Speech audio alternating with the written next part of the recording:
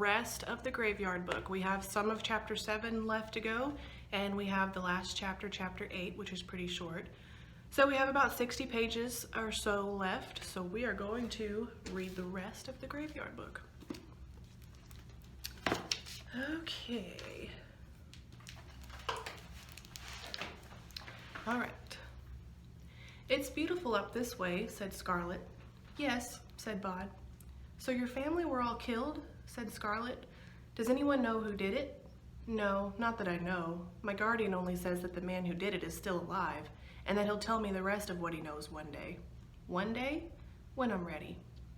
"What's he scared of? That you'd strap on your gun and ride out to wreak vengeance on the man who killed your family?" Bod looked at her seriously. "Well, obviously," he said. "Not a gun, though, but yes, something like that." "You're joking." Bod said nothing. His lips were tight pressed together. He shook his head. Then he said, "I'm not joking." It was a bright and sunny Saturday morning. They were just past the entrance to the Egyptian Walk, out of the direct sunlight under the pines and the sprawling monkey puzzle tree. "Your guardian, is he a dead person too?" Bod said, "I don't talk about him." Scarlet looked hurt. "Not even to me?" "Not even to you." "Well," she said, "be like that." Bod said, "Look, I'm sorry, I didn't mean..." Just as Scarlet said, "I promised Mr. Frost I wouldn't be too long. I'd better be getting back." "Right," said Bod, worried he had offended her, unsure what he should say to make anything better. He watched Scarlet head off on the winding path back to the chapel. A familiar female voice said, with derision, "Look at her, Miss High and Mighty," but there was no one to be seen. Bod, feeling awkward, walked back to the Egyptian Walk. Miss Lilibet and Miss Violet had let him store a cardboard box filled with the old paperback books in their vault, and he wanted to find something to read. Scarlet helped Mr. Frost with his grave rubbings until midday, when they stopped for lunch. He offered to buy her fish and chips as a thank you, and they walked down to the fish and chip shop at the bottom of the road. And as they walked back up the hill, they ate their steaming fish and chips, drenched in vinegar and glittering with salt, out of paper bags. Scarlet said, "If you wanted to find out about a murder, where would you look? I already tried the internet." Depends. What kind of murder are we talking about?" "Something local, I think. About 13 or 14 years ago, a family was killed around here." "Crikey," said Mr. Frost. "This really happened?" "Oh, yes. Are you all right?" "Not really. Bit of a wimp, really. Things like that, I mean, local true crime. You don't like to think about it. Things like that happening here, not something I'd expect a girl of your age to be interested in." "It's not actually for me," admitted Scarlet. "It's for a friend." Mr. Frost finished off the last of his fried cod. "The library, I suppose. If it's not on the internet, it'll be in their newspaper files." "What set you off after this?" "Oh," Scarlet wanted to lie as little as possible. She said, "A boy I know. He was asking about it." "Definitely the library," said Mr. Frost. "Murder. Brr, gives me the shivers." "Me too," said Scarlet, "a bit." Then hopefully, "Could you possibly drop me off at the library this afternoon?" Mr. Frost bit a large chip in half, chewed it, and looked at the rest of the chip, disappointed. "They get cold so fast, don't they, chips? One minute you're burning your mouth on them, the next you're wondering how they cool off so quickly." "I'm sorry," said Scarlet. "I shouldn't be asking for rides everywhere." "Not at all," said Mr. Frost. "Just wondering how best to organize this afternoon, and whether or not your mother likes chocolates. Bottle of wine or chocolates? Not really sure. Both, maybe." "I can make my own way home from the library," said Scarlet. "And she loves chocolates. So do I." "Chocolates it is, then," said Mr. Frost, relieved. They had reached the middle of the row of high terraced houses on the hill, and the little green Minnie parked outside. "Get in. I'll run you over to the library." The library was a square building, all brick and stone, dating back to the beginning of the last century. Scarlet looked around and then went up to the deck. The woman said, "Yes?" Scarlet said, "I wanted to see some old newspaper clippings." "Is it for school?" said the woman. "It's local history," said Scarlet, nodding, proud that she hadn't actually lied. "We've got the local paper on microfiche," said the woman. She was large and had silver hoops in her ears. Scarlet could feel her heart pounding in her chest. She was certain she looked guilty or suspicious. but the woman led her into a room with the boxes that looked like computer screens and showed her how to use them, to project a page of the newspaper at a time into the screen. "One day we'll have it all digitized," said the woman. "Now what dates are you after?" "About 13 or 14 years ago," said Scarlett. "I can't be more specific than that. I'll know it when I see it." The woman gave Scarlett a small box with 5 years' worth of newspapers on microfilm in it. "Go wild," she said. Scarlett assumed that the murderer of a family would have been on front-page news, but instead, when she eventually found it, it was almost buried on page 5. It had happened in October 13 years earlier. There was no color in the article, no description, just an understated list of events. Architect Ronald Dorian, 36, his wife Carlotta, 34, a publisher, and their daughter Misty, 7, were found dead at 33 Dunstan Road. Foul play is suspected. A police spokesman said that it was too early to comment at this stage in their investigations, but that significant leads are being followed. There was no mention of how the family died, and nothing said about a missing baby. In the weeks that followed, there was no follow-up, and the police did not ever comment, not that Scarlett could see. But that was it. She was certain, 33 Dunstan Road. She knew the house. She had been in there. She returned the box of microfilm to the front desk, thanked the librarian, and walked home in the April sunshine. Her mother was in the kitchen cooking, not entirely successfully, judging from the smell of burnt bottom of the saucepan that filled most of the flat. Scarlett retreated to her bedroom and opened the windows wide to let the burnt smell out. Then she sat on her bed and made a phone call. "Hello, Mr. Frost?" "Scarlett, everything still all right for this evening? How's your mother?" "Oh, it's all under control," said Scarlett, which was what her mother had said when she had asked. Mr. Frost, how long have you lived at your house?"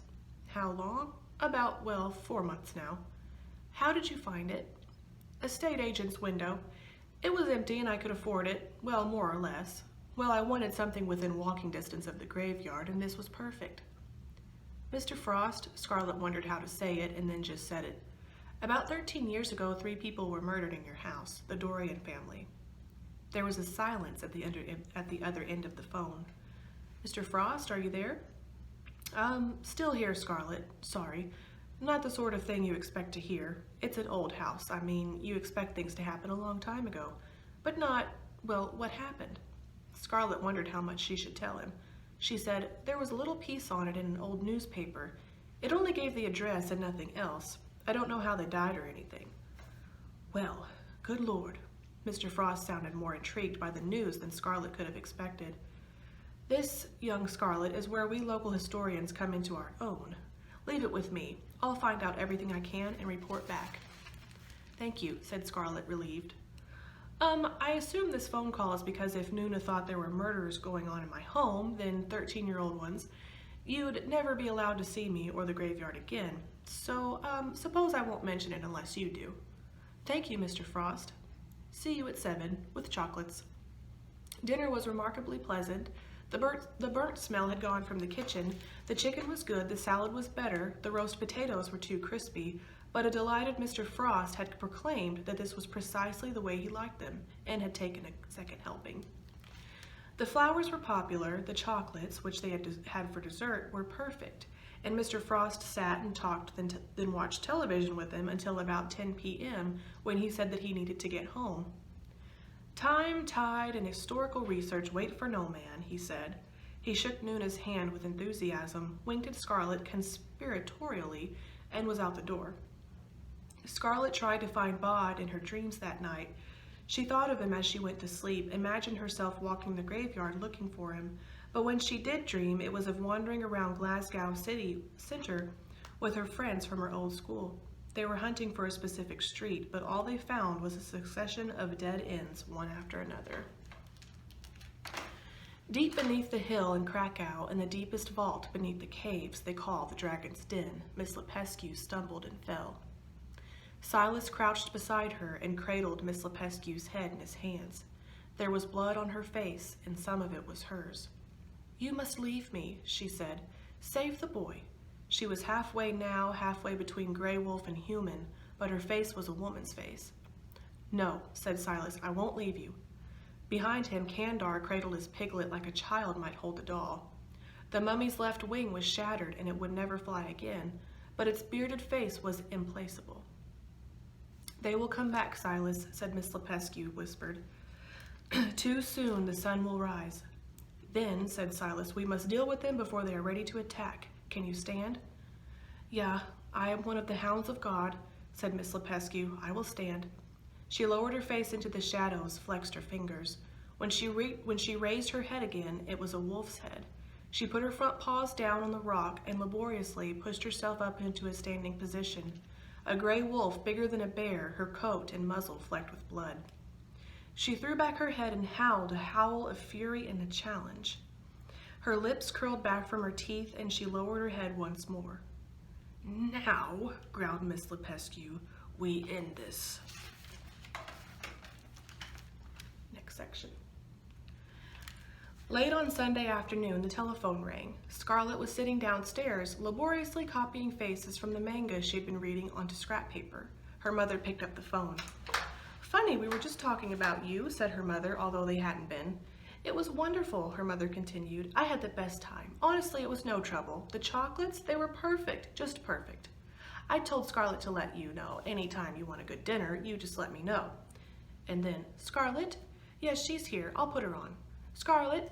"I'm here, Mom," said Scarlett. "You don't have to shout." She took the phone. "Mr. Frost?" "Scarlett?" He sounded excited. The thing we were talking about. The thing that happened in my house. You can tell this friend of yours that I found out. Listen, when you said a friend of yours, did you mean it in the sense of we're actually talking about you? Or is there a real person? If it's not a personal question, I've got a real friend who wants to know," said Scarlett, amused. Her mother shot her a puzzled look. "Tell your friend that I did some digging. Not literally, more like rummaging. Well, a fair amount of actual looking around, and I think I might have unearthed some very real information. Stumbled over something hidden. Well, not something I think we should spread around. I found things out." "Like what?" said Scarlett. "Look, don't mind if I'm mad, but, well, as far as I can tell, 3 people were killed. One of them, the baby, I think, wasn't. It wasn't a family of 3, it was a family of 4. Only 3 of them died. Tell him to come and see me, your friend. I'll fill him in." "I'll tell him," said Scarlett. She put down the phone, her heart beating like a snare. Bod walked down the narrow stone stairs for the first time in 6 years. His footsteps echoed in the chamber inside the hill. He reached the bottom of the steps and waited for the sleer to manifest. And he waited, but nothing appeared, nothing whispered, nothing moved. He looked around the chamber, untroubled by the deep darkness, seeing it as the Dead Sea. He walked over to the altar stone set in the floor where the cup and the brooch and the stone knife sat. He reached down and touched the edge of the knife. It was sharper than he had expected, and it nicked the skin of his finger. "It is the treasure of the sleer," whispered a triple voice, but it sounded smaller than he remembered, more hesitant. Bod said, "You're the oldest thing here. I came to talk to you. I want advice." A pause. "Nothing comes to the sleer for advice. The sleer guards, the sleer waits." "I know, but Silas isn't here and I don't know who else to talk to." Nothing was said, just a silence in reply that echoed of dust and loneliness. "I don't know what to do," Bod said honestly. "I think I could find out about who killed my family, who wanted to kill me. It means leaving the graveyard, though." The sleer said nothing. Smoke tendrils twined slowly around the inside of the chamber. "I'm not frightened of dying," said Bod. "It's just so many people I care for have spent so much time keeping me safe, teaching me, protecting me." Again, silence. Then he said, "I have to do this on my own." "Yes." "That's all, then? Sorry I bothered you." It whispered into Bod's head then in a voice that was a sleek, insinuating glide. "The sleer was set to guard the treasure until our master returned. Are you our master?" "No," said Bod. And then with a hopeful whine, "Will you be our master?" "I'm afraid not." "If you were our master, we could hold you in our coils forever. If you were our master, we would keep you safe and protect you until the end of time and never let you endure the dangers of the world." "I am not your master." "No." Bod felt the sleer writhing through his mind. It said, "Then find your name." And his mind was empty and the room was empty and Bod was alone. Bod walked back up the stairs carefully yet quickly. He had come to a decision and needed to act fast, while the decision still burned in his mind. Scarlet was waiting for him on the bench by the chapel. "Well," she said. "I'll do it. Come on," he said, and side by side they walked the path down to the graveyard gates. One moment, gonna have a drink of my coffee. Okay. Number 33 was a tall house, spindly thin in the middle of a terraced row. It was red brick and unmemorable. Bod looked at it uncertainly, wondering why it did not seem familiar or special. It was only a house like any other. There was a small concreted space in front of it that wasn't a garden, a green Mini parked on the street. The front door had once been painted a bright blue, but had been dimmed by time and the sun. "Well," said Scarlet. Bod knocked on the door. There was nothing than a clatter of feet on the stairs from inside, and the door opened to reveal an entryway and stairs. Framed in the doorway was a bespectacled man with receding gray hair, who blinked at them, then stuck out his hand at Bod and smiled nervously and said, "You must be Miss Perkins's mysterious friend. Good to meet you." "This is Bod," said Scarlet. "Bob?" "Bod, with a D," she said. "Bod, this is Mr. Frost." Bod and Frost shook hands. "Kettle's on," said Mr. Frost. "What say we swap information over a cuppa?" They followed him up the steps to a kitchen where he poured 3 mugs of tea, then led him down into a small sitting room. "The house just keeps going up," he said. "The toilet's on the next floor, and my office, then bedrooms above that. Keep you fit all the stairs." They sat on a large, extremely purple sofa. It was already here when I came, and they sipped their tea. Scarlet had worried that Mr. Frost would ask Bod lots of questions, but he didn't.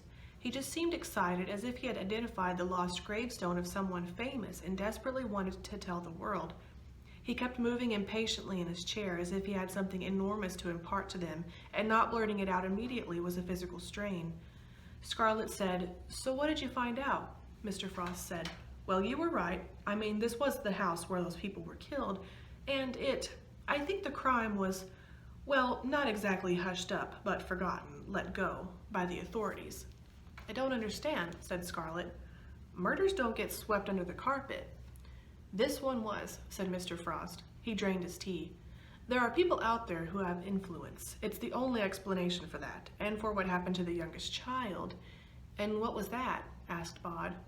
"He lived," said Mr. Frost. "I'm sure of it. But there wasn't a manhunt. A missing toddler normally would be national news. But they must have squashed it somehow." "Who were they?" asked Bod. "The same people who had the family killed." "Do you know any more than that?" "Yes, well, a little," Frost trailed off. "I'm sorry, look, given what I found, it's all too incredible." Scarlet was starting to feel frustrated. "What was? What did you find?" Frost looked shamefaced. "You're right, I'm sorry. Getting into keeping secrets, not a good idea. Historians don't bury things, we dig them up, show people, yes." He stopped, hesitated, and then said, "I found a letter upstairs. It was hidden under a loose floorboard." He turned to Bod. "Young man, would I be correct in assuming your interest in this business, this dreadful business, is personal?" Bod nodded. "I won't ask any more," said Mr. Frost, and he stood up. "Come on," he said to Bod. "Not you, though," to Scarlet. "Not yet. I'll show him. And if he says it's all right, I'll show you as well. Deal?" "Deal," said Scarlet. "We won't be long," said Mr. Frost. "Come on, lad." Bod stood up, darted a concerned look at Scarlet. "It's okay," she said, and smiled at him reassuringly as she could. "I'll wait here for you." She watched their shadows as they walked out of the room and up the stairs. She felt nervous but expectant. She wondered what Bod would learn and was happy that he would learn it first. It was his story after all. It was his right. Out on the stairs, Mr. Frost led the way. Bod looked around as he walked up to the top of the house, but nothing seemed familiar. It all seemed strange. "All the way to the very top," said Mr. Frost. They went up another flight of stairs. He said, you don't have to answer if you don't want to, but, you're the boy, aren't you?" Bod said nothing. "Here we are," said Mr. Frost. He turned the key in the door at the top of the house, pushed it open, and they went inside. The room was small, an attic room with a sloping ceiling. 13 years before, it had held a crib. It barely held the man and the boy. "Stroke of luck, really," said Mr. Frost. "Under my own nose, so to speak." He crouched down, pulled back the threadbare carpet. "So you know why my family were murdered?" asked Bod. Mr. Frost said, "It's all in here." He reached down to a short length of floorboard and pushed at it until he was able to lever it out. "This would have been the baby's room," said Mr. Frost. "I'll show you the only thing we don't know is just who did it. Nothing at all. We don't have the tiniest clue." "We know he has dark hair," said Bod in the room that had once been his bedroom. "And we know that his name is Jack." Mr. Frost put his hand down into the empty space where the floorboard had been. "It's been almost 13 years, he said, "and hair gets thin and goes gray in 13 years. But yes, that's right. It's Jack." He straightened up. The hand that had been in the hole in the floor was holding a large, sharp knife. "Now," said the man Jack. "Now, boy, time to finish this." Bod stared at him. It was as if Mr. Frost had been a coat or a hat the man had been wearing, that he had now discarded. The affable exterior had gone. The light glinted on the man's spectacles and on the blade of the knife. A voice called up to them from further down the stairs, Scarlett's. "Mr. Frost, there's someone knocking at the front door. Should I get it?" The man Jack only glanced away for a moment, but Bod knew that the moment was all he had, and he faded as utterly as he could. The man Jack looked back to where Bod had been, then stared around the room, puzzlement and rage competing on his face. He took a step further into the room, his head swinging from side to side like an old tiger scenting prey. "You're here somewhere," growled the man Jack. "I can smell you." Behind him, the little door to the attic bedroom slammed closed, and he swung around as he heard the key turn in the lock. The man Jack raised his voice. "It buys you moments, but it won't stop me, boy," he called through the locked door, then added simply, "We have unfinished business, you and I." Bod threw himself down the stairs, bouncing into the walls, almost tumbling headlong in the rush to reach Scarlett. "Scarlett," he said when he saw her. "It's him! Come on!" "It's who? What are you talking about?" "Him! Frost! He's Jack! He tried to kill me!" A bang from above as the man Jack kicked the door. "But," Scarlett tried to make sense of what she was hearing. "But he's nice." "No," said Bod, grabbing her hand and pulling her down the stairs into the hallway. "No, he's not." Scarlett pulled open the front door. "Ah, good evening, young lady," said the man at the door, looking down at her. "We are looking for Mr. Frost. I believe this is his neck of the woods." He had silver white hair and he smelled of cologne. "Are you friends of his?" she asked. "Oh yes," said a smaller man standing just behind. He had a small black mustache and was the only one of the men to wear a hat. "Certainly are," said a third, a younger man, huge and Nordic blonde. "Every man Jack of us," said the last of the men, wide and bull-like with a massive head. His skin was brown. "He, Mr. Frost, he had to go out," she said. "But his car's here," said the white-haired man as the blonde one said. "Who are you, anyway?" "He's a friend of my mum's," said Scarlett. She could see Bod now on the other side of the group of the men, gesturing frantically to her to leave the men and follow him. She said as breezily as she could, "He just popped out for a newspaper from the corner shop down there." And she closed the door behind her, stepped around the men, and began to walk away. "Where are you going?" asked the man with the mustache. "I've got a bus to catch," she said. Scarlett walked up the hill towards the bus stop and the graveyard, and resolutely did not look back. Bod walked beside her. Even to Scarlett he seemed shadowy in the deepening dusk, like something that had almost not been there. A shimmer of heat haze, a skittery leaf that for a moment had seemed to be a boy. "Walk faster," said Bod. "They're all looking at you, but don't run." "Who are they?" asked Scarlett quietly. "I don't know, but they all felt weird, like they weren't properly people. I want to go back and listen to them." "Of course they're people," said Scarlett, and she walked up the hill as fast as she could without actually running, no longer certain that Bod was by her side. The four men stood at the door to number 33. "I don't like this," said the big man with the bull neck. You don't like this, Mr. Tar? Said the white-haired man. None of us like it. All wrong. Everything's going wrong. Krakow's gone. They aren't answering. And after Melbourne and Vancouver, said the man with the mustache, for all we know, we four are all that's left. Quiet, please, Mr. Ketch, said the white-haired man. I'm thinking. Sorry, sir, said Mr. Ketch, and he patted his mustache with one gloved finger, looked up the hill and down again, and whistled through his teeth. I think we should go after her, said the bull-necked man, Mr. Tar. I think you people should listen to me, said the white-haired man. I said quiet, and what I meant was quiet. Sorry, Mr. Dandy, said the blond man. They were quiet. In the silence, they could hear thumping sounds coming from high inside the house. I'm going in, said Mr. Dandy. Mr. Tar, you're with me. Nimble and Ketch, get that girl. Bring her back. Dead or alive? Asked Mr. Ketch with a smug smile. Alive, you moron, said Mr. Dandy. I want to know what she knows. Maybe she's one of them, said Mr. Tar, the one who's done for us in Vancouver and Melbourne and... Get her, said Mr. Dandy. Get her now. The blond man in the hat and mustache hurry up the hill. Mr. Dandy and Mr. Tar stood outside the door to number 33. Force it, said Mr. Dandy. Mr. Tar put his shoulder against the door and began to lean his weight on it. It's reinforced, he said, protected. Mr. Dandy said, nothing one Jack can do that another can't fix. He pulled off his glove, put his hand against the door, muttered something in a language older than English. Now try it, he said. Tar leaned against the door, grunted and pushed. This time the lock gave way and the door swung open. Nicely done, said Mr. Dandy. There was a crashing noise from far above them, up to the top of the house. The man Jack met them halfway down the stairs.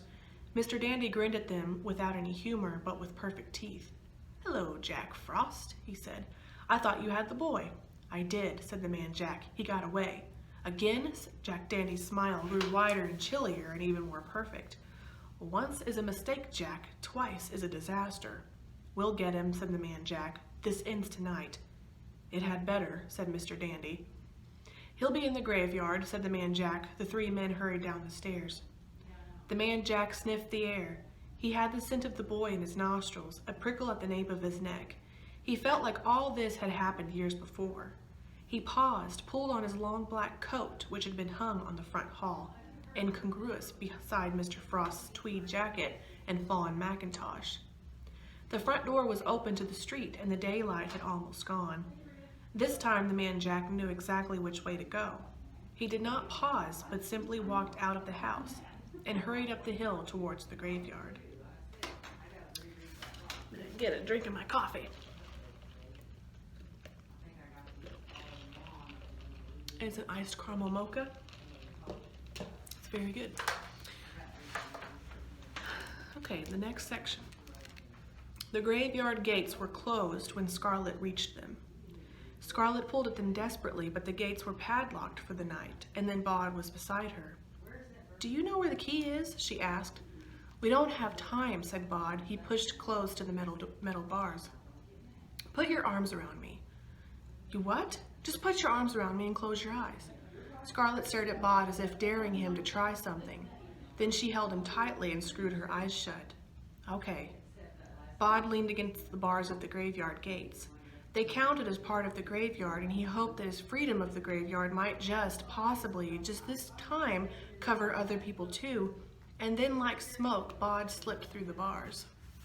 You can open your eyes, he said. She did. How did you do that? This is my home, he said. I can do things here. The sound of shoes slapping against the pavement, and two men were on the other side of the gates, rattling them, pulling at them. Hello, said Jack Ketch with a twitch of his mustache, and he smiled at Scarlet through the bars like a rabbit with a secret. He had a black silk cord tied around his left forearm, and now he was struggling at it with his gloved right hand. He pulled it off his arm and into his hand, testing it, running it from hand to hand as if he was about to make a cat's cradle. Come on out, girlie, it's all right. No one's going to hurt you. We just need you to answer some questions, said the big blonde man, Mr. Nimble. We're on official business. He lied. There was nothing official about the Jacks of all trades, although there had been Jacks in governments and in police forces and in other places besides. "Run," said Bod to Scarlet, pulling at her. She ran. "Did you see that?" I saw somebody with her, a boy." "The boy?" asked the Jack called Nimble. "How would I know? Here, give me a hand up." The bigger man put his hand out, linked them to make a step, and Jack Ketch's black-clad foot went into it. Lifted up, he scrambled onto the top of the gates and jumped down to the drive, landing on all fours like a frog. He stood up, said, "Find another way in. I'm going after them." And he sprinted off up the winding path that led into the graveyard. Scarlet said, "Just tell me what we're doing." Bod was walking fast through the twilight graveyard, but he was not running, not yet. "How do you mean?" "I think that man wanted to kill me. Did you see how he was playing with the black cord?" "I'm sure he does. That man Jack, your Mr. Frost, he was going to kill me. He's got a knife." "He's not my Mr. Frost." "Well, I suppose he is, sort of." "Sorry, where are we going?" "First we put you somewhere safe, then I deal with them." All around Bod, the inhabitants of the graveyard were walking and gathering, worried and alarmed. "Bod," said Caius Pompeius, "what is happening?" "Bad people," said Bod. "Can our lot keep an eye on them? Let me know where they are at all times. We have to hide Scarlet. Any ideas?" "The chapel crypt," said Thackeray Porringer. "First place they'll look." "Who are you talking to?" asked Scarlet, staring at Bod as if he had gone mad. Caius Pompeius said, "Inside the hill?" Bod thought, "Yes, good call. Scarlet, do you remember the place where we found the Indigo Man?" "Kind of. A dark place. I remember there wasn't anything to be scared of. I'm taking you up there." They hurried up the path. Scarlet could tell that Bod was talking to people as he went, but could only hear his side of the conversation. It was like hearing someone talk on a phone, which reminded her, "My mom's going to go spare," she said. "I'm dead." "No," said Bod, "you're not. Not yet. Not for a long time." Then to someone else, "Two of them now. Together? Okay." They reached the Frobisher Mausoleum. "The entrance is behind the bottom coffin on the left," Bod said. "If you hear anyone coming and it's not me, go straight down to the very bottom. Do you have anything to make light?" "Yeah, a little LED thing on my key ring." "Good." He pulled open the door to the mausoleum. "And be careful, don't trip on anything." "Where are you going?" asked Scarlet. "This is my home," said Bod. "I'm going to protect it." Scarlet squeezed the LED ring and went down on her hands and knees. The space behind the coffin was tight, but she went through the hole into the hill and pulled the coffin back as best she could. In the dim LED light, she could see stone steps. She stood upright and, hand on the wall, walked down 3 steps, then stopped and sat, hoping that Bod knew what he was doing, and she waited. Bod said, "Where are they now?" His father said, "One fellow's up by the Egyptian walk, looking for you. His friend's waiting down by the alley wall. 3 others are on their way over, climbing up the alley wall on all the big bends. I wish Silas was here. He'd make short work of them, or Miss Lepescu." "You don't need them," said Mr. Owens encouragingly. "Where's Mom?" "Down by the alley wall." "Tell her I've hidden Scarlet in the back of the Frobisher's place. Ask her to keep an eye on her if anything happens to me." Bod ran through the darkened graveyard. The only way into the northwest part of the graveyard was through the Egyptian walk, and to get there he would have to go past the little man with the black silk robe, a man who was looking for him and who wanted him dead. He was nobody Owens, he told himself. He was a part of the graveyard. He would be fine. He nearly missed the little man, the Jack called Ketch, as he hurried into the Egyptian walk. The man was almost part of the shadows. Bod breathed in, faded as deeply as he could fade, and moved past the man like dust blown on an evening breeze. He walked down the green-hung length of the Egyptian walk, and then, with an effort of will, he became as obvious as he could and kicked at a pebble. He saw the shadow by the arch detach itself and come after him, almost as silent as the dead. Bod pushed through the trailing ivy that blocked the walk and into the northwest corner of the graveyard. He would have to time this just right, he knew. Too fast and the man would lose him. Yet if he moved too slowly, a black silk rope would wrap itself around his neck, taking his breath with it in all his tomorrows. He pushed noisily through the tangle of ivy, disturbing one of the graveyard's many foxes, which sprinted off into the overgrowth. It was a jungle here of fallen headstones and headless statues, of trees and holly bushes, of slippery piles of half-rotted fallen leaves, but it was a jungle that Bod had to explore, and that he had explored since he had been old enough to walk and to wander. Now he was hurrying carefully, stepping from root tangle of ivy to stone to earth, confident that this was his graveyard. He could feel the graveyard itself trying to hide him, to protect him, to make him vanish, and he fought it. Work to be seen. He saw Nehemiah Trot and hesitated. "Hola, young Bod," called the poet. "I hear the excitement is the master of the hour, that you fling yourself through these dominions like a comet across the firmament. What's the word, good Bod?" "Stand there," said Bod, "just where you are. Look back the way I came. Tell me when he comes close." Bod skirted the ivy-covered Carstairs grave, and then he stood, panting as if out of breath, with his back to his pursuer, and he waited. It was only for a few seconds, but it felt like a small forever. "Here's the lad," said Nehemiah Trot, about 20 paces behind you. The Jack called Ketch saw the boy in front of him. He pulled his black silk cord tight between his hands.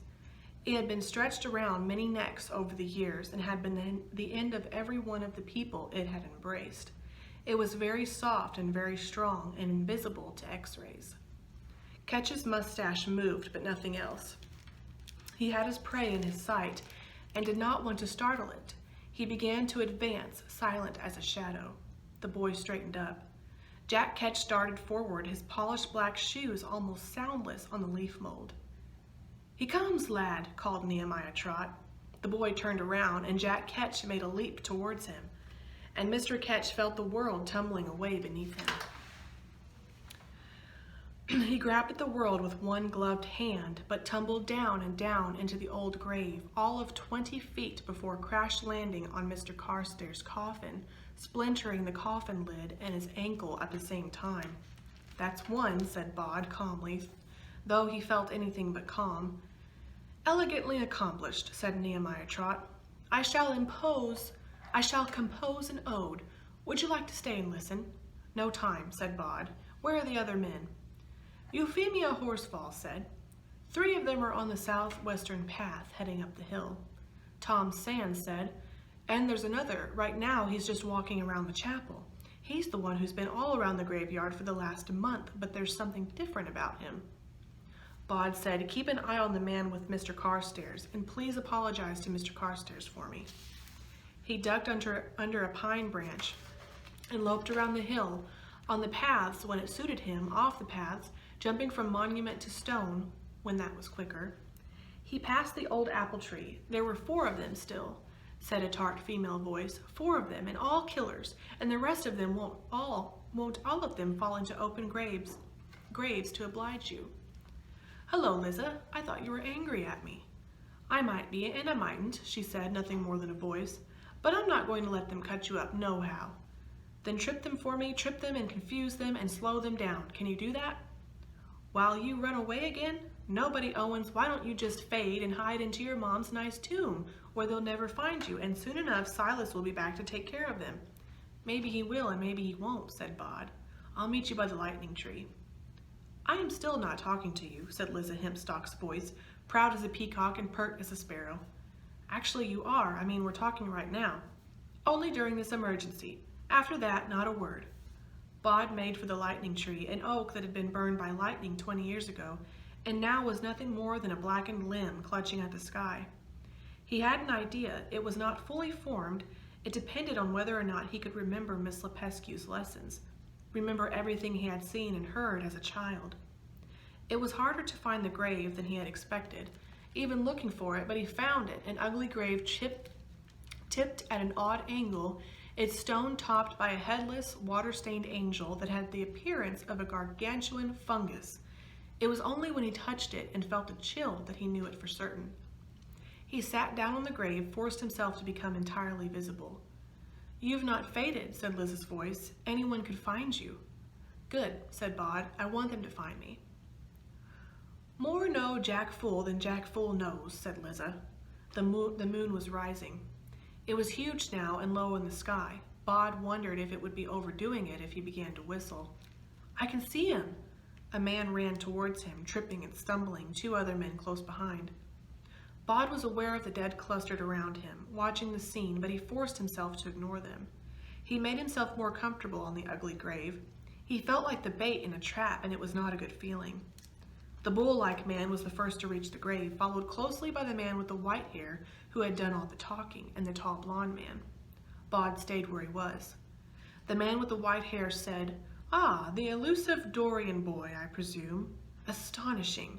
There's our Jack Frost, hunting the whole world over, and here you are, just where he left you 13 years ago." Bod said, "That man killed my family." "Indeed he did." "Why?" "Does it matter? You're never going to tell anyone." "Then it's no skin off your nose to tell me, is it?" The white-haired man barked a laugh. "Ha! Funny boy. What I know to know is how you lived in a graveyard for 13 years without anyone catching wise." "I'll answer your question if you answer mine," the bull-necked man said. "You don't talk to Mr. Dandy like that, little snot. I'll split you. I will." The white-haired man took another step closer to the grave. "Hush, Jack Tar. All right, an answer for an answer. We, my friends and I, are members of a fraternal organization known as the Jacks of all Trades, or the Knaves, or by other names. We go back an extremely long way. We know, well, we remember things that most people have forgotten. The old knowledge." Bod said, "Magic. You know, a little magic." The man nodded agreeably. "If you want to call it that. But it is a very specific sort of magic. There's a magic you take from death. Something leaves the world, something else comes into it." "You killed my family for what? For magic powers? That's ridiculous." "No, we killed you for protection. Long time ago, one of our people, this was back in Egypt in pyramid days, he foresaw that one day there would be a child born who would walk the borderland between the living and the dead. That if this child grew to adulthood, it would mean the end of our order and all we stand for. We had people casting nativities before London was a village. We had your family in our sights before New Amsterdam became New York. And we sent what we thought was the best and the sharpest and the most dangerous of all the Jacks to deal with you. To do it properly, we could take all the bad juju and make it work for us instead, and keep everything nickety-boo for about 5,000 years. Only he didn't." Bod looked at the three men. "So where is he? Why isn't he here?" the blonde man said. "We can take care of you. He's got a good nose on him, has our Jack Frost. He's on the trail of your little girlfriend. Can't leave any witnesses, not to something like this." Bod leaned forward, dug his hands into the wild weed grass that grew on the unkempt grave. "Come and get me," was all that he said. The blonde man grinned and the bull-neck man lunged, and yes, even Mr. Dandy took several steps forward. Bod pushed his fingers as deeply as he could into the grass, and he pulled his lips back from his teeth, and he said 3 words in a language that was already ancient before the Indigo Man was born. "Skog theg kavada." He opened the ghoul gate. The grave swung up like a trap door. In the deep hole below the door, Bod could see stars, a darkness filled with glimmering lights. The bull man, Mr. Tar, at the edge of the hole could not stop and stumbled, surprised, into the darkness. Mr. Nimble jumped toward Bod, his arms extended, leaping over the hole. Bod watched as the man stopped in the air at the zenith of his spring and hung there for a moment before he was sucked through the ghoul gate, down and down. Mr. Dandy stood at the edge of the ghoul gate on a lip of stone and looked down into the darkness beneath. Then he raised his eyes to Bod, and thin-lipped, he smiled. "I don't know what you just did," said Mr. Dandy, "but it didn't work." He pulled his gloved hand out of his pocket, holding a gun pointed directly at Bod.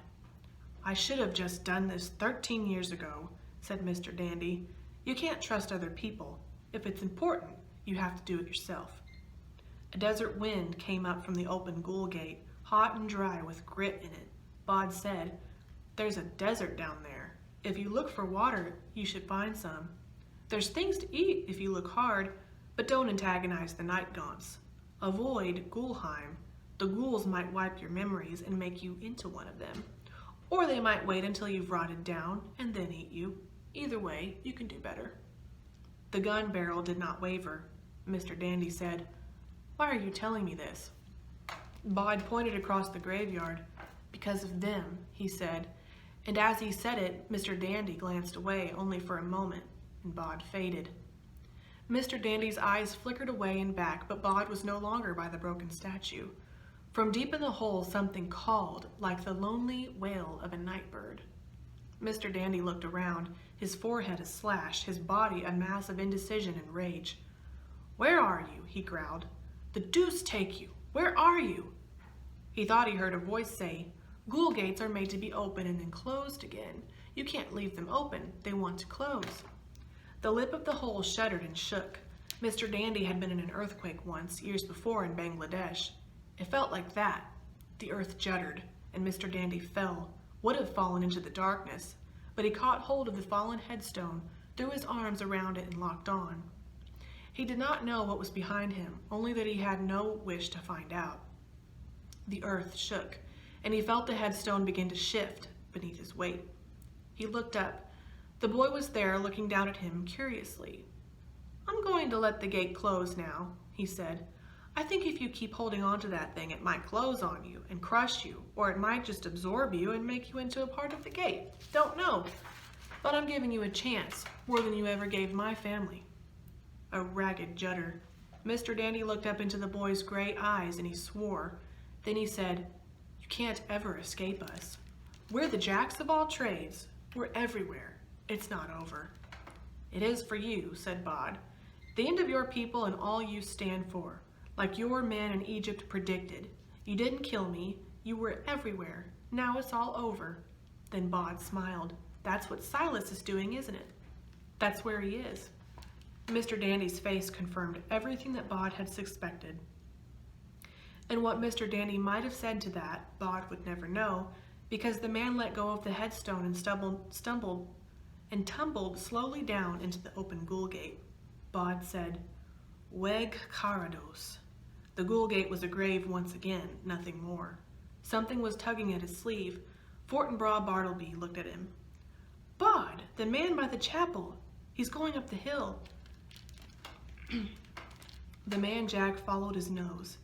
He had left the others, not least because the stink of Jack Dandy's cologne made finding anything subtler impossible. He could not find the boy by scent, not here. The boy smelled like the graveyard, but the girl smelled like her mother's house, like the dab of perfume she had touched to her cheek before school that morning. She smelled like a victim too, like fear sweat, thought Jack, like his quarry. And wherever she was, the boy would be too, sooner or later. His hand closed around the handle of his knife and he walked up the hill. He was almost at the top of the hill when it occurred to him, a hunch he knew was a truth, that Jack Dandy and the rest of them were gone. Good, he thought. There's always room at the top. The man Jack's own rise through the order had slowed and stopped after he failed to kill all of the Dorian family. It was as if he had no longer been trusted. Now, soon, everything would change. At the top of the hill, the man Jack lost the girl's scent. He knew she was near.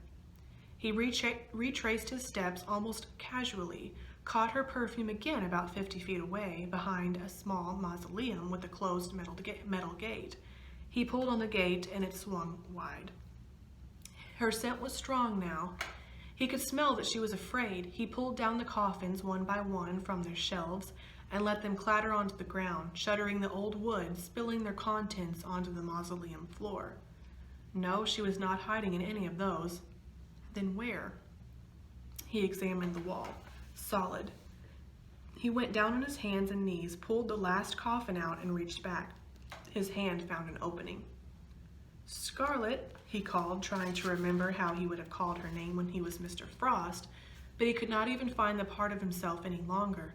He was the man Jack now, and that was all he was. On his hands and knees he crawled through the hole in the wall. When Scarlet heard the crashing noise from above, she made her way carefully down the steps, her left hand touching the wall, her right hand holding the little LED keyring, which cast just enough light to allow her to see where she was placing her feet. She made it to the bottom of the stone steps and edged back into the open chamber, her heart thumping. She was scared of nice Mr. Frost and his scarier friends, scared of this room and its memories, even if she were honest, a little afraid of Bod, He was no longer a quiet boy with a mystery, a link to her childhood. He was something different, something not quite human. She thought, I wonder what Mom's thinking right now. She'll be phoning Mr. Frost's house over and over to find out where I'm going, when I'm going to get back. She thought, if I get out of this alive, I'm going to force her to get me a phone. It's ridiculous. I'm the only person in my year who doesn't have her own phone, practically. She thought, I miss my mom. She had not thought about She had not thought any one human could move that silently through the dark, but a gloved hand closed upon her mouth. A voice that was only barely recognizable, as Mr. Frost said, without emotion. Do anything clever, do anything at all, and I will cut your throat. Not if you understand me. Scarlet nodded. Bod saw the chaos on the floor of the Frobisher mausoleum, the fallen coffins with their contents scattered across the aisle. There were many Frobishers and several Patifers, all in various states of upset and consternation. He is already down there, said Ephraim. Thank you, said Bod. He clambered through the hole into the side of the hill, and he went down the stairs. Bod saw as the dead see. He saw the steps, and he saw the chamber at the bottom. And when he got halfway down the steps, he saw the man Jack holding Scarlet. He had her arm twisted up behind her back, and a large, wicked, boning knife at her neck. The man Jack looked up in the darkness. Hello, boy, he said. Bod said nothing. He concentrated on his fade, took another step. You think I can't see you, said the man Jack. And you're right, I can't, not really. But I can smell your fear, and I can hear you move and hear you breathe. And now that I know your clever vanishing trick, I can feel you. Say something now. Say it so I can hear it, or I start to cut little pieces out of the young lady. Do you understand me? Yes, said Bod, his voice echoing in the chamber room. I understand. Good, said Jack. Now come here, let's have a little chat. Bod began to walk down the steps. He concentrated on the fear, on the raising level of panic in the room, of making the terror something tangible. Stop that, said the man Jack. Whatever it is you're doing, don't do it. Bod let go. You think, said Jack, that you can do your little magics on me? Do you know what I am, boy? Bod said, You're a Jack. You killed my family, and you should have killed me. Jack raised an eyebrow. He said, I should have killed you? Oh yes, the old man said that if you let me grow to adulthood, your order would be destroyed. I did. You failed and you lost. My order goes back before Babylon. Nothing can harm it. They didn't tell you, did they? Bod was standing 5 paces from the man Jack. Those 4, they were the last of the Jacks. What was it? Krakow and Vancouver and Melbourne? All gone. Scarlet said, Please, Bod, make him let go of me. Don't worry, said Bod with a calm he did not feel. He said to Jack, There's no point in hurting her. There's no point in killing me. Don't you understand? There isn't even an order of Jacks of all trades. Not anymore. Jack nodded thoughtfully. If this is true, said Jack, and if I am now a Jack all alone, then I have an excellent reason for killing you both. Bod said nothing. Pride, said the man Jack. Pride in my work. Pride in finishing what I began. And then he said, What are you doing? Bod's hair prickled. He could feel a smoke tendril presence twining through the room. He said, It's not me. It's the Sleer. It guards the treasure that's buried here. Don't lie. Scarlet said, He's not lying. It's true. Jack said, True? Buried treasure? Don't make me. The Sleer guards the treasure for the master. Who said that? Asked the man Jack, looking around. You heard it? Asked Bod, puzzled. I heard it, said Jack. Yes. Scarlet said, I didn't hear anything. The man Jack said, What is this place, boy? Where are we? Before Bod could speak, the Sleer's voice spoke, echoing through the chamber. This is the place of the treasure. This is the place of power. This is where the Sleer guards and waits for its master to return. Bod said, Jack? The man Jack tilted his head on one side. He said, It's good to hear my name in your mouth, boy. If you'd used it before, I could have found you sooner. Jack, what was my real name? What did my family call me? Why should that matter to you now? Bod said. The Sleer told me to find my name. What was it? Jack said, let me see. Was it Peter or Paul or Roderick? You look like a Roderick. Maybe you were a Stephen. He was playing with the boy. You might as well tell me. You're going to kill me anyway, said Bod. Jack shrugged and nodded in the darkness as if to say, obviously. I want you to let the girl go, said Bod. Let Scarlet go. Jack peered into the darkness, then said, That's an altar stone, isn't it? I suppose so. And a knife, and a cup, and a brooch. He was smiling now in the darkness. Bod could see it on his face, a strange, delighted smile that seemed out of place on that face, a smile of discovery and of understanding. Scarlet couldn't see anything but a blackness that sometimes erupted in flashes inside her eyeballs, but she could hear the delight in Jack's voice. The man Jack said, So the brotherhood is over and the convocation is at an end. And yet, if there are no more Jacks of all trades but me, what does it matter? There can be a new brotherhood, more powerful than the last. Power, echoed the Sleer. This is perfect, said the man Jack. Look at us. We are in a place for which my people have haunted for thousands of years, with everything necessary for the ceremony waiting for us. It makes you believe in Providence, doesn't it? Or in the massed prayer of all the Jacks who have gone before us, that our lowest ebb, we are given this. Bod could feel the Sleer listening to Jack's words, could feel a low susurrus of excitement building in the chamber. The man Jack said, I am going to put out my hand, boy. Scarlet, my knife is still at your throat. Do not try to run when I let go of you. Boy, will you place the cup and the knife and the brooch in my hand? The treasure of the Sleer, whispered the triple voice. It always comes back. We guard it for the master. Bod went down, took the objects from the altar stone, put them in Jack's open-gloved hand. Jack grinned. Scarlet, I am going to release you. When I take the knife away, I want you to lie face down on the ground, with your hands behind your head. Move or try anything, and I will kill you painfully. Do you understand? She gulped. Her mouth was dry, but she took one shaky step forward. Her right arm, which had been twisted up to the small of her back, was now numb, and she felt only pins and needles in her shoulder. She lay down, her cheek resting on the packed earth. We are dead, she thought, and it was not even tinged with emotion. It felt as if she were watching something happening to other people, a surreal drama that had turned into a game of murder in the dark. She heard the noise of Jack taking hold of Bod. Bod's voice said, Let her go. The man Jack's voice, If you do everything I say, I won't kill her. I won't even hurt you. Or her. I don't believe you. She can identify you. No, the adult voice seemed certain. She can't. And then it said, 10,000 years and the knife is still sharp. The admiration in the voice was palpable. Boy, go and kneel on that altar stone. Hands behind your back, now. It has been so long, said the Sleer, but all Scarlet heard was a slithering noise as if of enormous coils winding around the chamber. But the man Jack heard, You want to know your name, boy, before I spill your blood on the stone? Bod felt the cold of the knife at his neck, and in that moment Bod understood. Everything slowed. Everything came into focus. I know my name, he said.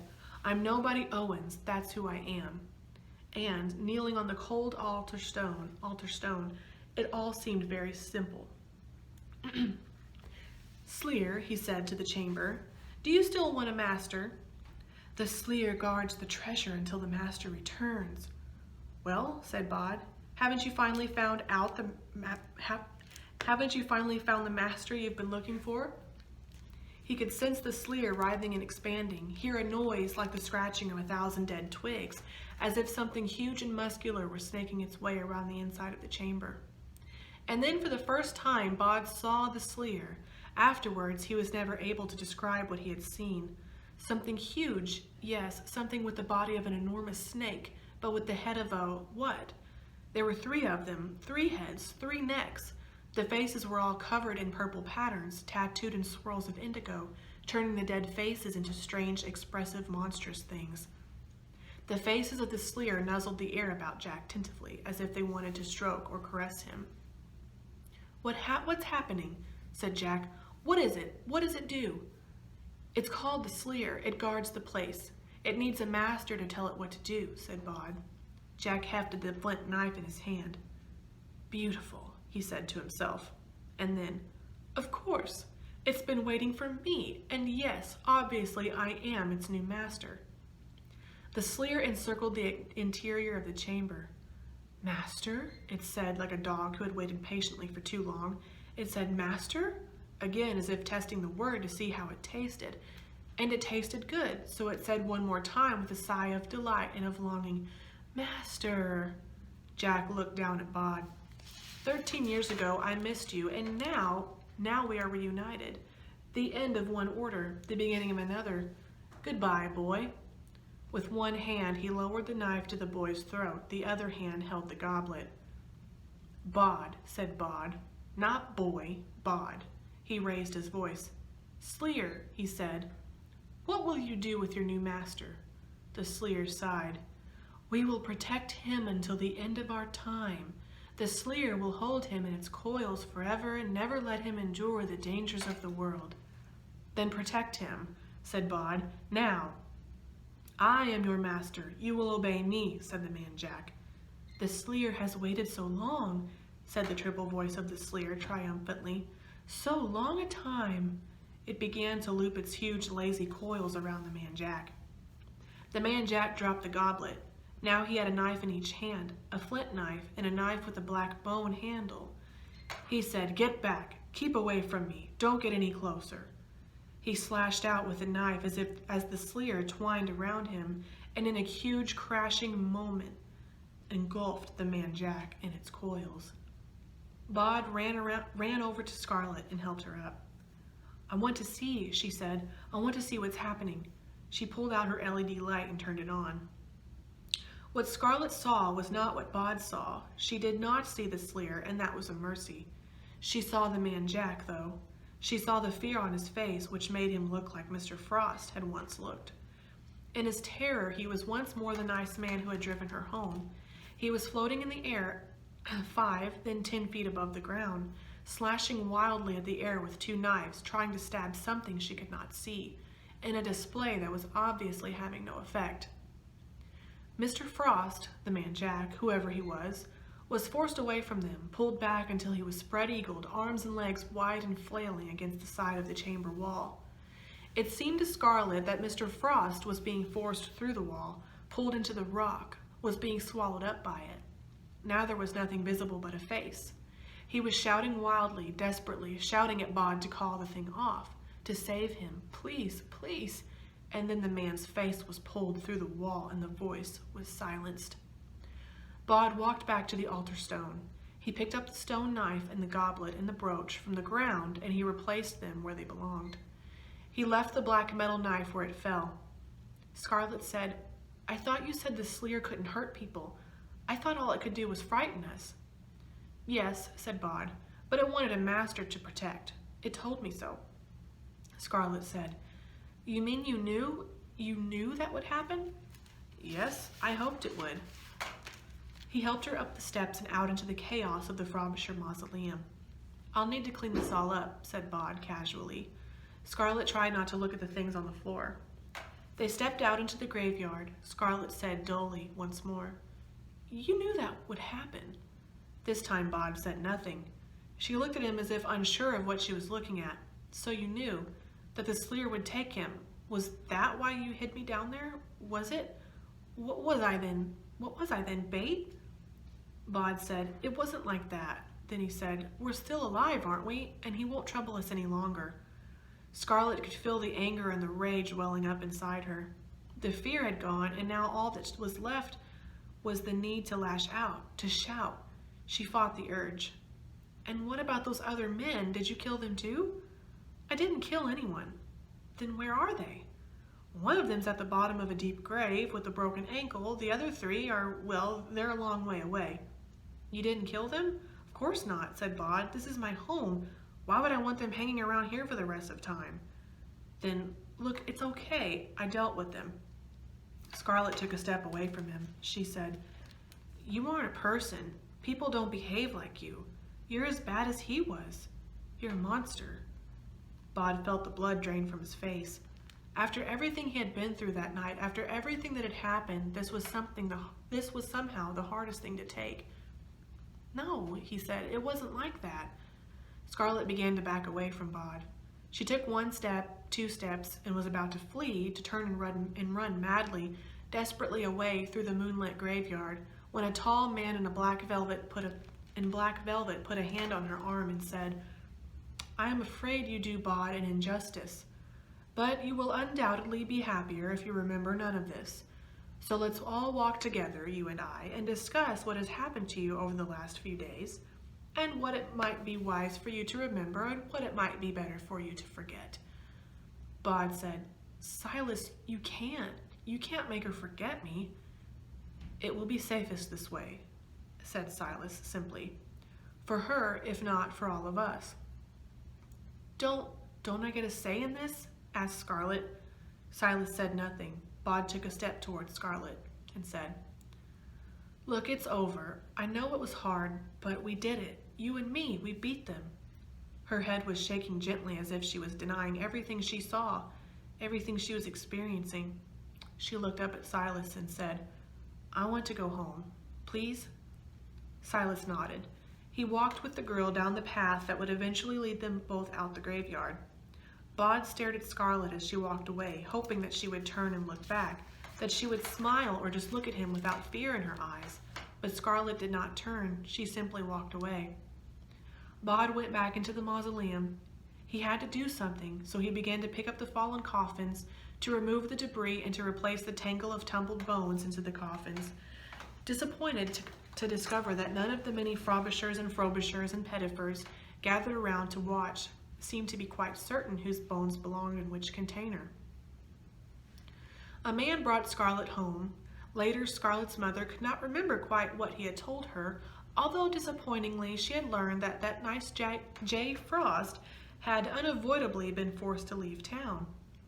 The man talked with them in the kitchen about their lives and their dreams, and by the end of the conversation, Scarlet's mother had somehow decided that they would be returning to Glasgow. Scarlet would be happy to be near her father and to see her old friends again. Silas left the girl and her mother talking in the kitchen, discussing the challenges of moving back to Scotland, with Nuna promising to buy Scarlet a phone of her own. They barely remembered that Silas had ever been there, which was the way he liked it. Silas returned to the graveyard and found Bod sitting in the amphitheater by the obelisk, his face set. How is she? I took her memories, said Silas. They will return to Glasgow. She has friends there. How could you make her forget me? Silas said, people want to forget the impossible. It makes their world safer. Bod said, I liked her. I'm sorry. Bod tried to smile, but he could not find a smile inside himself. The men, they spoke about trouble they were having in Krakow, in Melbourne, and Vancouver. That was you, wasn't it? I was not alone, said Silas. Miss Lepescu, said Bod. Then seeing the expression of his guardian's face, is she all right? Silas shook his head, and for a moment his face was terrible for Bod to behold. She fought bravely. She fought for you, Bod. Bod said, the Sleer has the man Jack. 3 of the others went through the ghoul gate. There's one injured, but still alive at the bottom of the Carstairs grave. Silas said, he is the last of the Jacks. I will need to talk to him then before sunrise.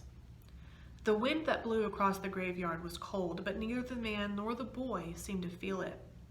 Bod said, she was scared of me. Yes, but why? I saved her life. I'm not a bad person, and I'm just like her. I'm alive too. Then he said, how did Miss Lepescu fall? Bravely, said Silas, in battle, protecting others.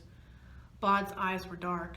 You could have brought her back here, buried her here, then I could have talked to her. Silas said, that was not an option. Bod felt his eyes stinging.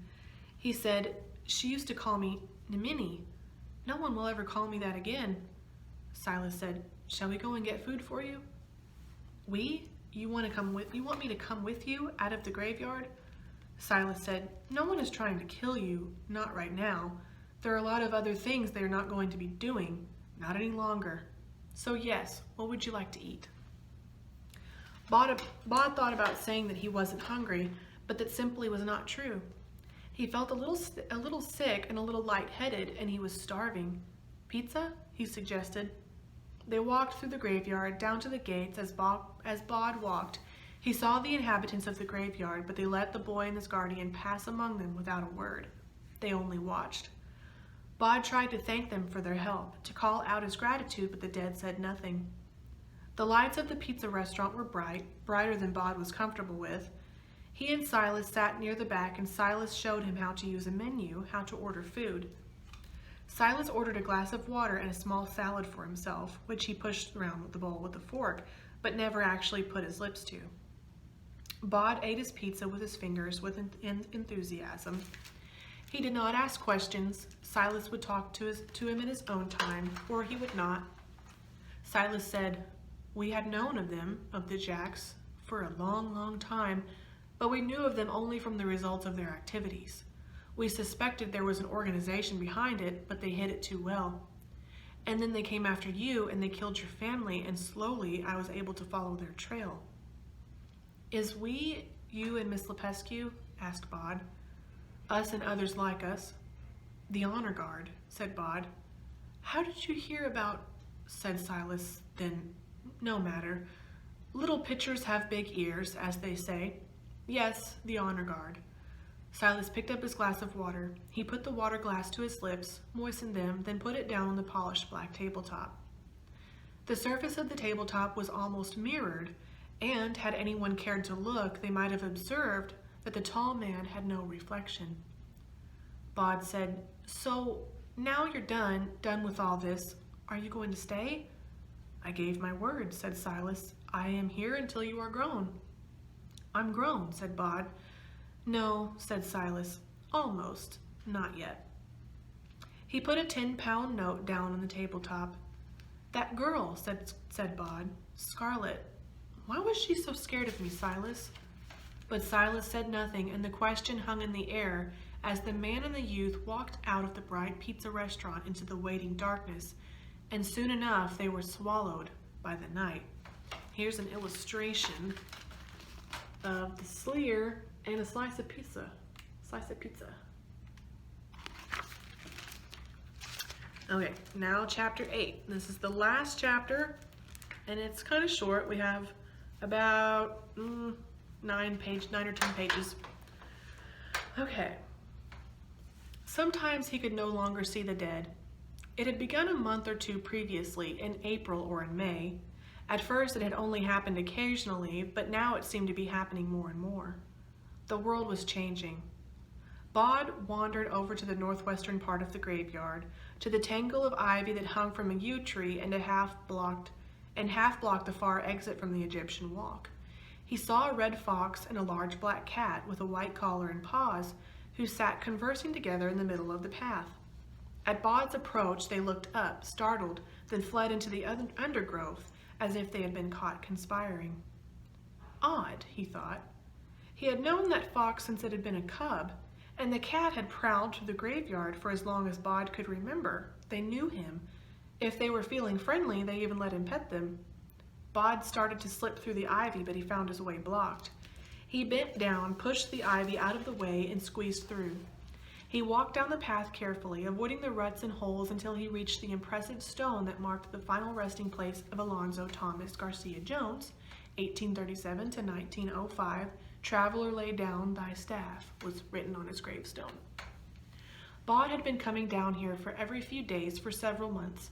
Alonzo Jones had been all over the world, and he took great pleasure in telling Bod stories of his travels. He would begin by saying, "Nothing interesting has ever happened to me," then would add gloomily, "And I have told you all my tales," and his eyes would flash and he would remark, "Except, did I ever tell you about," and whatever the next words were, "the time I had to escape from Moscow," or "the time I lost an Alaskan gold mine worth a fortune," or "the cattle stampede on the Pampas"?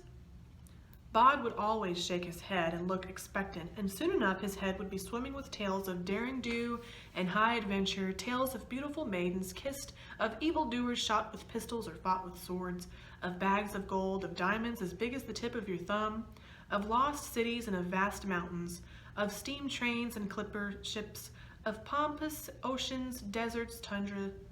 Bod walked over to the pointed stone, tall, carved with upside-down torches, and he watched, but saw no one. He called to Alonzo Jones, even knocked on the side of the stone, but there was no response.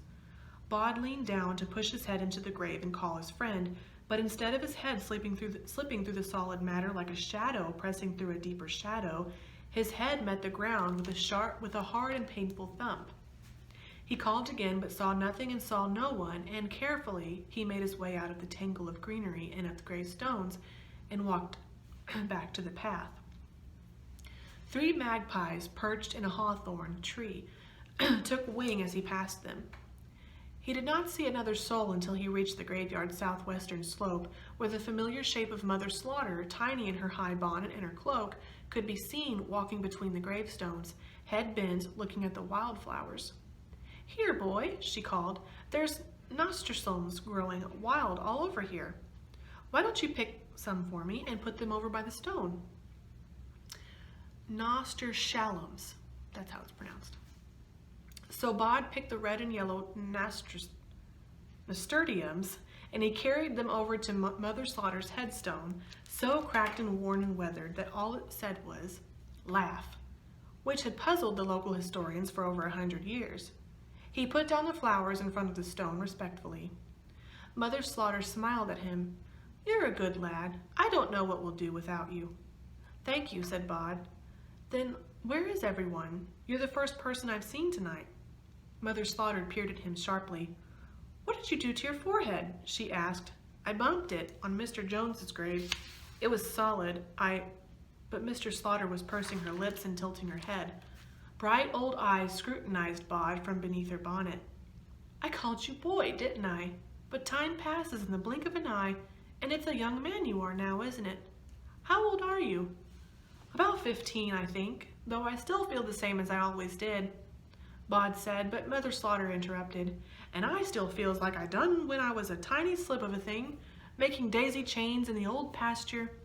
You're always you, and that don't change, and you're always changing, and there's nothing you can do about it." She sat down on her broken stone and said, "I remember you the night you came here, boy. I says, we can't let that little fellow leave. And your mother agrees, and all of them starts arguing and whatnot until the lady on the gray rides up. 'People of the graveyard,' she says, 'listen to Mother Slaughter. Have you not got any charity in your bones?' And then all of them agreed with me." She trailed off, shook her head a little. "There's not much happens here to make one day unlike the next. The seasons change, the ivy grows, stones fall over. But you coming here, well, I'm glad you did, that's all." She stood up and pulled a grubby piece of linen from her sleeve, spat on it, and reached up as high as she could and scrubbed the blood from Bod's forehead. "There, that ought to make you look presentable," she said severely. "Seeing as I don't know when next I'll see you, anyway, keep safe." Feeling discomfited in a way he could not remember having felt before, Bod made his way back to the Owens' tomb and was pleased to see both of his parents waiting for him beside it. As he got closer, his pleasure turned into concern. Why did Mr. and Mrs. Owens stand like that, arranged on each side of the tomb like characters from a stained glass window? He could not read their faces. His father took a step forward and said, "Evening, Bod. I trust you're keeping well?" "Tolerably well," said Bod, which was what Mr. Owens always said to his friends when they asked him the same question. Mr. Owens said, "Mistress Owens and I spent our lives wishing that we had a child. I do not believe that we could have ever had a better young man than you, Bod." He looked up at his son with pride. Bod said, "Well, yes, thank you, but..." He turned to his mother, certain he would get her to tell him what was happening. But she was no longer there. "Where did she go?" "Oh, yes." Mr. Owens seemed ill at ease. You know, Betsy, there's times, when, well, you don't know what to say, you know?" "No," said Bod. "I expect Silas is waiting for you," said his father, and then he was gone. It was past midnight. Bod began to walk toward the old chapel. The tree that grew out of the gutter of the spire had fallen in the last storm, taking a handful of the slate-black roof tiles with it. Bod waited on the gray wooden bench, but there was no sign of Silas. The wind gusted. It was late on a summer's night when the twilight lasts forever, and it was warm, but still Bod felt goose pimples rising on his arms. A voice by his ear said, "Say you'll miss me, you lumpkin." "Liza?" said Bod. He had not seen or heard from the witch girl for over a year, not since the night of the jacks of all trades. "Where have you been?" "Watching," she said. "Does a lady have to tell everything she does?" "Watching me?" asked Bod. Liza's voice close to his ear said, "Truly, life is wasted on the living. Nobody owns. For one of us it's too foolish to live, and it is not I. Say you will miss me." "Where are you going?" asked Bod. Then, "Of course I will miss you, wherever you go." "Too stupid," whispered Liza Hemstock's voice, and he could feel the touch of her hand on his hand. "Too stupid to live." The touch of her lips against his cheek, against the corner of his lips. She'd kissed him gently, and he was too perplexed, too utterly wrong-footed to know what to do. Her voice said, "I will miss you too, always." A breath of wind ruffled his hair as if it was the touch of her hand, and then he knew, alone on the bench. He got up.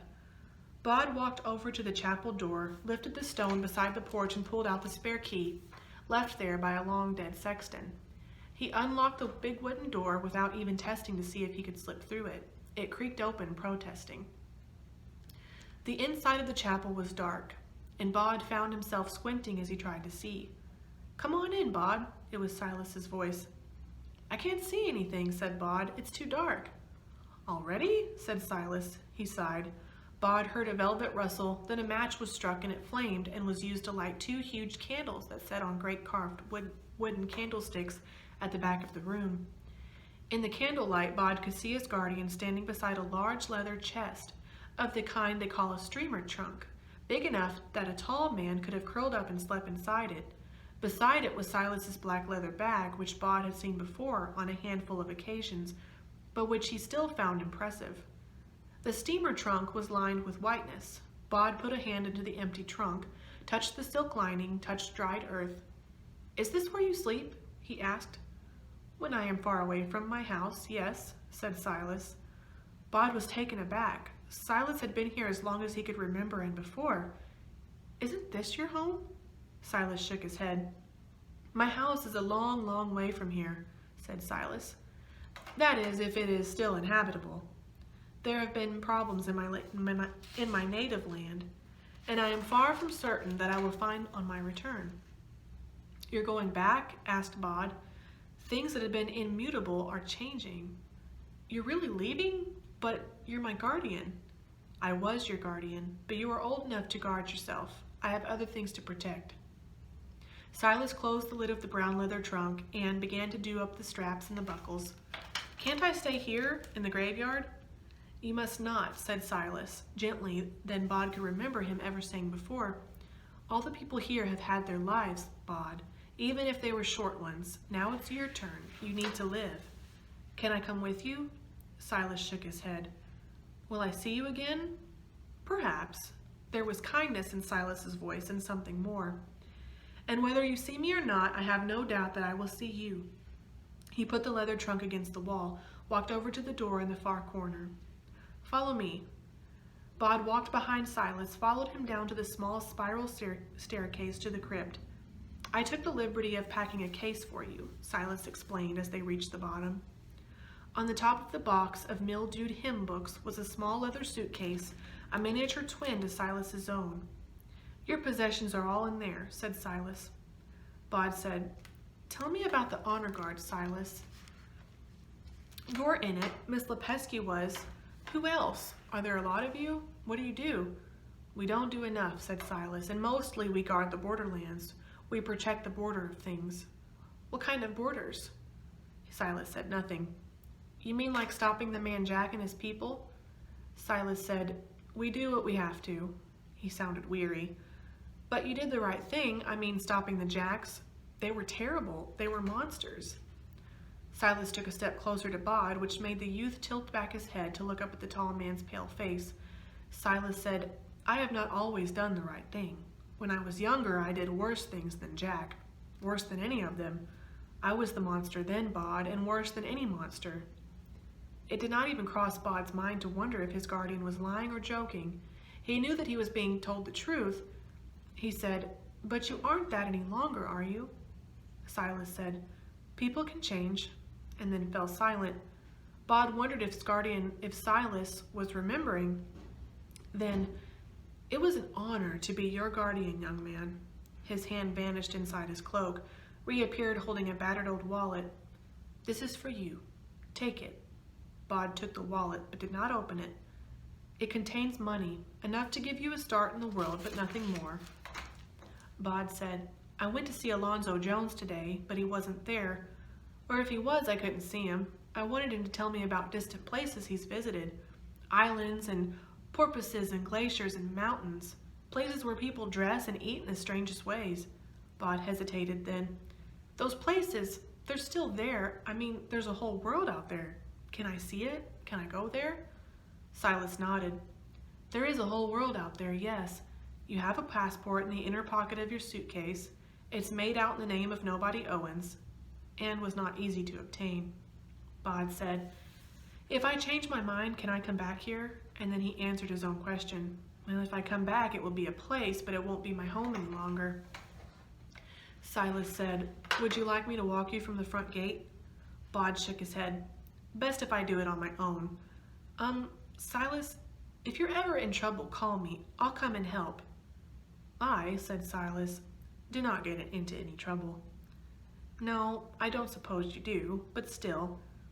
It was dark in the crypt, and it smelled of mildew and damp and old stones, and it seemed, for the first time, very small. Bod said, "I want to live my life.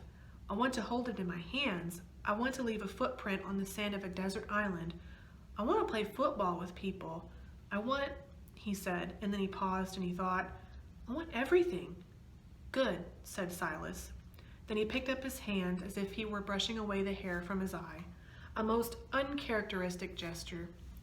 He said, "If ever it transpires that I am in trouble, I shall indeed send for you." "Even though you don't get into trouble?" "As you say." There was something at the edge of Silas's lips that might have been a smile and might have been regret and might just have been a trick of the shadows. "Goodbye then, Silas." Bod held out his hand, as he had when he was a small boy, and Silas took it in a cold hand the color of old ivory and shook it gravely. "Goodbye, nobody Owens." Bod picked up the little suitcase. He opened the door to let himself out of the crypt, walked back up the gentle slope to the path without looking back. It was well after the gates were locked. He wondered as he reached them if the gates would still let him walk through them, or if he would have to go back into the chapel to get a key. But when he got to the entrance, he found the small pedestrian gate was unlocked and wide open as if it was waiting for him, as if the graveyard itself was bidding him goodbye. Excuse me. One pale, plump figure waited in front of the open gate, and she smiled up at him as he came towards her, and there were tears in her eyes in the moonlight. "Hello, Mother," said Bod. Mistress Owens rubbed her eyes with a knuckle, then dabbed at them with her apron, and she shook her head. "Do you know what you're going to do now?" she asked. "See the world," said Bod. "Get into trouble. Get out of trouble again. Visit jungles and volcanoes and deserts and islands and people. I want to meet an awful lot of people." Mistress Owens made no immediate reply. She stared up at him, and then she began to sing a song that Bod remembered, a song she used to sing him when he was a tiny thing, a song that she used to lull him to sleep when he was small. "Sleep, my little baby, oh, sleep until you waken. When you wake, you'll see the world, if I'm not mistaken." "You're not," whispered Bod, "and I shall. Kiss a lover, dance a measure, find your name and buried treasure." Then the last lines of the song came back to Mistress Owens, and she sang them to her son. "Face your life, its pain, its pleasure, leave no path untaken." "Leave no path untaken," repeated Bod. "A difficult challenge, but I can try my best." He tried to put his arms around his mother then, as he had when he was a child, although he might as well have been trying to hold mist, for he was alone on the path. He took a step forward through the gate that took him out of the graveyard. He thought a voice said, "I am so proud of you, my son," but he might perhaps have imagined it. The midsummer sky was already beginning to lighten in the east, and that was the way that Bod began to walk, down the hill, towards the living people and the city and the dawn. There was a passport in his bag, money in his pocket. There was a smile dancing on his lips, although it was a wary smile, for the world is a bigger place than a little graveyard on a hill, and there would be dangers in it and mysteries, new friends to make, old friends to rediscover, places to be made and many paths to be walked before he would finally return to the graveyard or ride with the lady on the broad back of her great gray stallion. But between now and then there was life, and Bod walked into it with his eyes and his heart wide open. And there's the gray lady on the gray horse. And that concludes The Graveyard Book by Neil Gaiman, and I hope you enjoyed it, and I hope that you will tune in next Friday for the first part of Scary Stories to Tell in the Dark. We are going to start reading that until the end of October. We're going to read a bunch of short stories from the book, so I hope that you will enjoy that. If you have any comments you'd like to make about the Graveyard Book on our Facebook page, let us know what you thought about it, and I hope you tune in next Friday.